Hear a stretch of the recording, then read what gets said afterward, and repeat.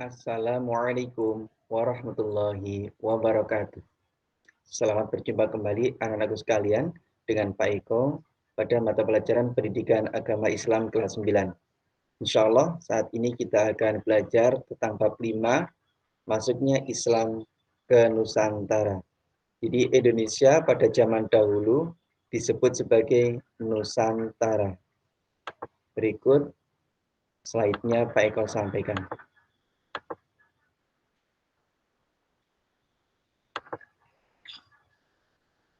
Masuknya Islam ke Nusantara terdiri dari beberapa subpokok bahasan, yaitu teori masuknya Islam ke Nusantara, Wali Songo, strategi dakwah Islam di Nusantara, kerajaan-kerajaan Islam di Nusantara, bangkitnya pergerakan Islam di Nusantara, serta organisasi Islam yang berjuang merebut kemerdekaan.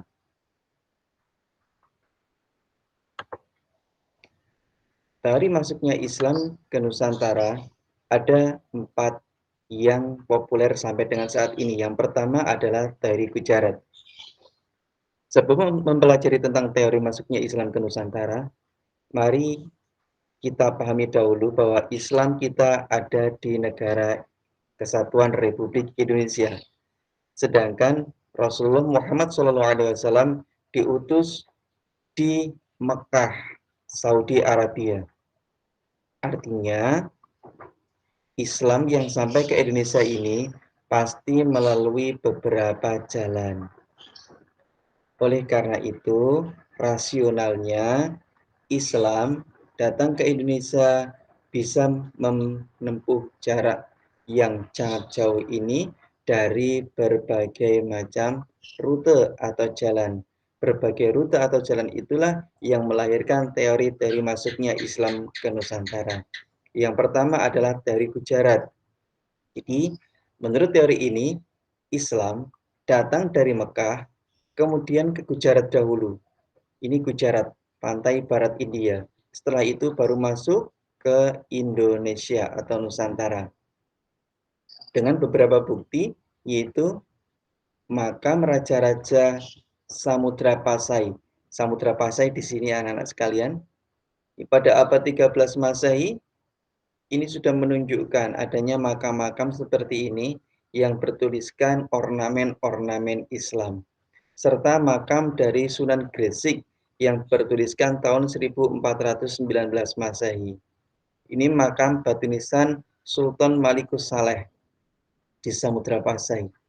Sehingga teori ini cukup beralasan kalau mengatakan Islam sampai ke Indonesia melalui Gujarat lebih dahulu. Yang kedua adalah teori Mekah. Menurut teori Mekah, Islam sampai ke Indonesia langsung dari Mekah ke Indonesia dan pada abad 7 Masehi. Jadi saat diutusnya Rasulullah atau para sahabat radhiyallahu anhum.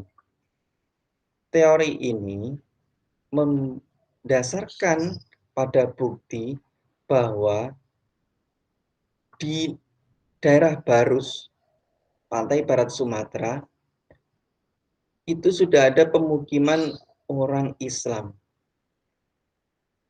pada tahun 625 Masehi atau abad ke-7 Masehi. Serta ditemukan nisan kuno bertuliskan nama Syekh Rukunuddin yang batu nisannya bertuliskan wafat 672 Masehi. Kemudian, berdasarkan dokumentasi surat menyurat milik Kekhalifahan Bani Umayyah yang disimpan di Museum Granada Spanyol, diketahui jika Khalifah Utsman bin Affan, yaitu sahabatnya Rasulullah, sempat mengutus armada lautnya yang dipimpin oleh Muawiyah bin Abi Sufyan untuk melakukan ekspedisi mengenalkan Islam ke daratan Cina termasuk Nusantara atau Kepulauan Indonesia tempo dulu. Armada tersebut singgah di pantai utara Jawa yang ketika itu berada dalam wilayah kerajaan Kalingga dengan rajanya Ratu Shima.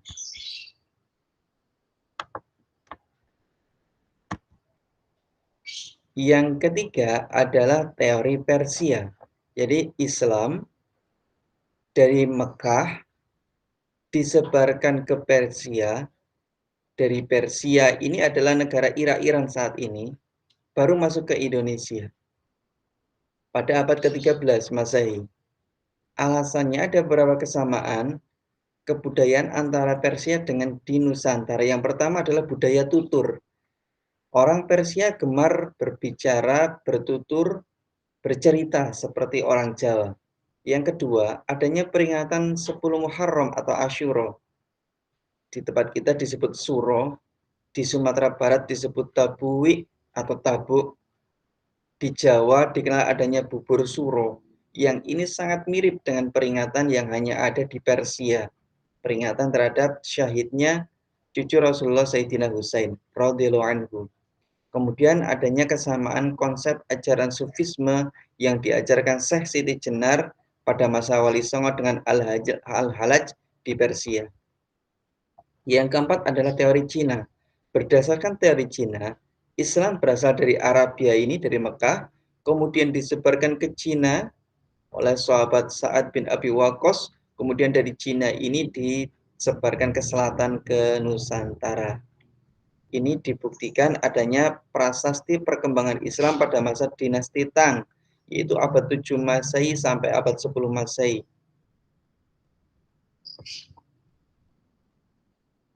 Nah, Islam anggaplah sudah sampai di Indonesia berdasarkan berbagai macam teori tersebut, tidak perlu kita perdebatkan yang mana yang benar, semuanya benar dengan buktinya masing-masing. Kemudian disebarkan dengan damai, tanpa peperangan, dengan dakwah bil hikmah, dengan kasih sayang oleh para mubaligh kekasih Allah yang dikenal dengan istilah wali songo, yaitu para wali, para kekasih Allah yang jumlahnya 9 dalam setiap majelisnya.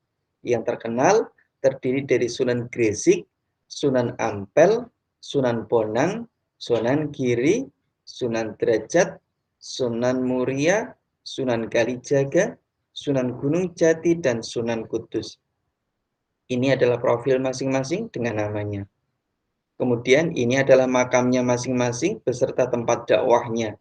Ini makam Sunan Kalijaga di Kadilangu, Demak. Ada makam Sunan Gunung Jati di Cirebon, beliau berdakwah di Cirebon. Kemudian di Kudus ada Sunan Kudus, Sunan Muria di Gunung Muria, ada Sunan Bonang di Tuban, ada Sunan Derajat di Lamongan. Kemudian di Gresik ada 2, Sunan Giri dan Sunan Gresik. Dan terakhir di Surabaya, di sini ada Sunan Ampel. Strategi dakwah Islam di Nusantara yang pertama adalah pembagian wilayah dakwah. Para wali songo dalam melakukan aktivitas dakwahnya memperhitungkan wilayah yang strategis, sehingga kemudian mereka membagi dakwah tersebut dengan rasio 5-3-1. Jawa Timur 5 sunan, Jawa Tengah 3 sunan, dan Jawa Barat 1 sunan. Kenapa di Jawa Timur perhatiannya besar? Karena saat itu Jawa Timur merupakan pusat kerajaan Majapahit. Yang kedua adalah asimilasi budaya, metode al-hikmah, di mana cara-cara dakwah para wali merupakan jalan kebijaksanaan yang diselenggarakan dengan secara populer. Cara ini mereka gunakan dalam menghadapi masyarakat awam. Dengan cara yang amat bijaksana, masyarakat awam mereka hadapi secara massal. Misalnya Sunan Kalijaga dengan gamelan sekatennya. Atas usul Sunan Kalijaga maka dibuatlah keramaian dengan gamelan sekaten yang istilahnya diambil dari kata syahadatain atau 2 kalimat syahadat yang diadakan di Masjid Agung Demak dengan memukul gamelan yang sangat unik. Kemudian dalam hal langgam lagunya maupun komposisi instrumennya disesuaikan dengan ajaran Islam, termasuk isinya. Juga menggelar lakon wayang. Di samping itu ada juga Sunan Giri yang banyak menciptakan tembang-tembang macopat seperti Asmorondono, Pucung yang semuanya merupakan tutur lagu dalam kehidupan manusia yang diberikan masukan-masukan intisari-intisari dari ajaran agama Islam, termasuk juga lagu-lagu permainan, lagu dolanan seperti Cublak-Cublak Suweng, Padang Bulan, dan sebagainya. Strategi yang ketiga adalah dengan pendidikan dan pencetakan kader dakwah. Setiap wali yang berperan dalam dakwah mereka membangun sarana pendidikan berupa pesantren. Dari sinilah mereka kemudian mencetak santri-santri yang kuat, yang memiliki pemahaman mendalam dalam hal akidah, Al-Quran, hadis, ilmu fikih, tafsir. Mereka juga mendapatkan tambahan materi berupa kemampuan tata negara, ilmu ekonomi, dan ilmu aplikatif lainnya seperti pertanian. Tak lupa pesantren ini juga mendidik santrinya untuk menguasai ilmu bela diri. Karena sebagai seorang kader dakwah, selain dituntut memiliki kapasitas keilmuan, juga harus memiliki tubuh yang kuat guna melawan hal-hal yang tidak diinginkan. Dari sinilah kemudian lahir santri-santri dari pesantren Ampel dari Sunan Ampel Surabaya seperti Sunan Bonang, Sunan Giri, Raden Fatah yang kelak akan mendirikan Masjid Demak dan Kerajaan Demak dan sebagainya. Strategi yang keempat adalah dakwah di bidang politik, di antaranya dengan menegakkan hukum Allah secara menyeluruh di dalam politik negara. Oleh karena itu, dengan melihat keadaan kekuasaan Majapahit yang terus menurun, para wali mulai mengarahkan perhatian Demak.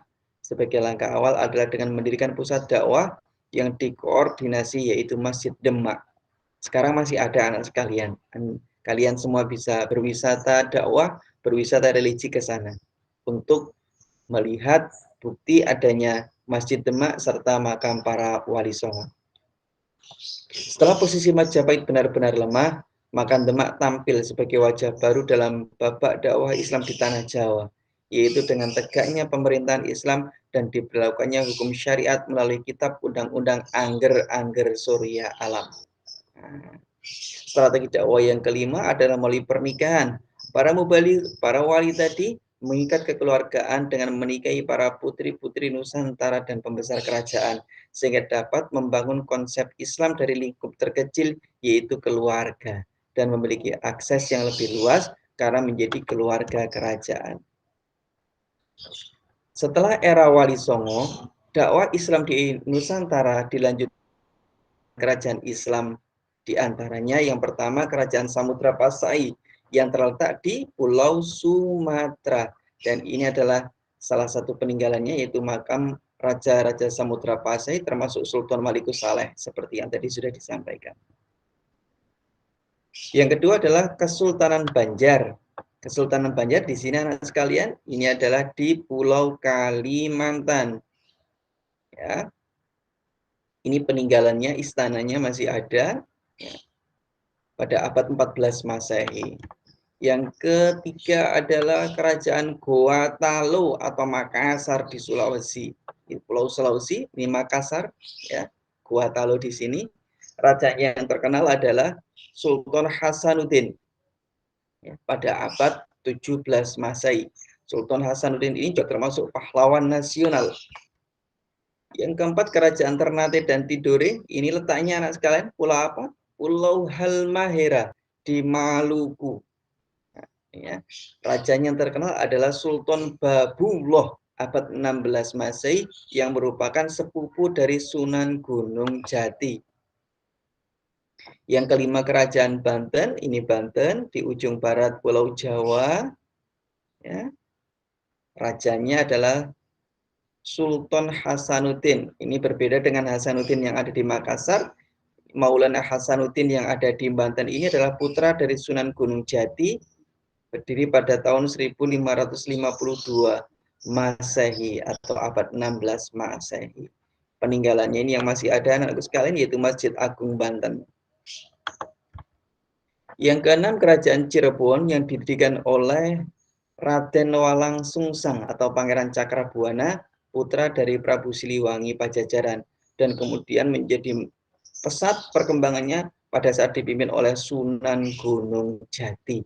Ini Kerajaan Cirebon, Kesultanan Cirebon letaknya di sini anak-anak, perbatasan Jawa Barat dan Jawa Tengah, dan ini salah satu peninggalannya yang masih bisa dilihat yaitu Keraton Kasepuhan Cirebon. Yang ketujuh adalah Kerajaan Demak. Kerajaan Demak ini terletak di Jawa Tengah, Demak dekat Semarang. Ini salah satu peninggalannya yaitu Masjid Demak dan makam Raden Fatah sebagai pendiri Kesultanan Demak. Raden Fatah adalah putra terakhir dari Raja Majapahit yang terakhir, yaitu Prabu Brawijaya. Setelah Raden Fatah wafat, diganti oleh putranya yaitu Raden Pati Unus yang terkenal gigih melawan Portugis sampai berani mengirimkan ratusan kapalnya ke Malaka guna mengusir penjajah Portugis dari Nusantara. Setelah Raden Pati Unus wafat, diganti oleh adiknya yaitu Sultan Trenggono. Sultan Trenggono ini memimpin Demak sehingga menjadi sampai masa keemasannya.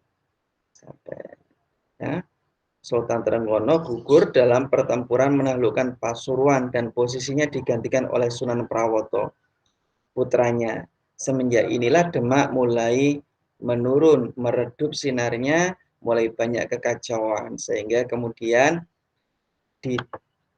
didamaikan oleh putra mantu dari Sultan Trenggono, yaitu Joko Tingkir yang terkenal dengan nama Sultan Hadiwijoyo.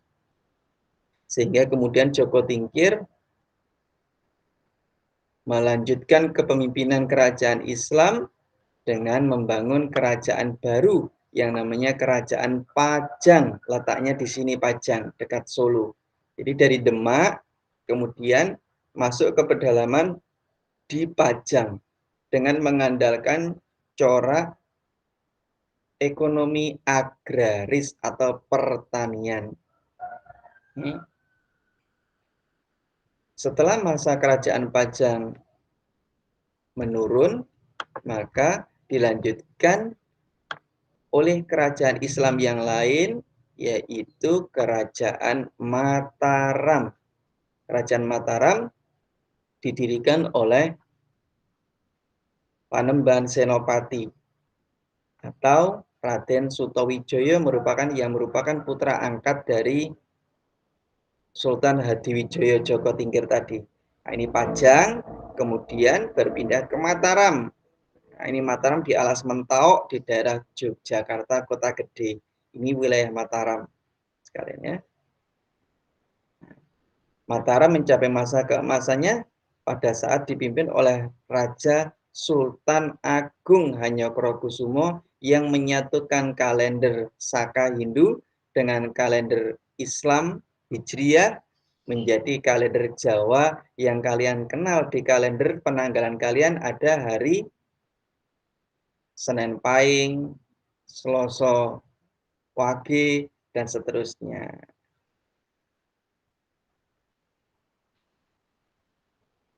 Perkembangan Islam pada masa kerajaan Islam ini juga masih mengandalkan strategi-strategi dakwah dengan pernikahan, dengan pendidikan, dengan hubungan budaya, dengan hubungan sosial, kemudian dengan pendekatan-pendekatan yang lain.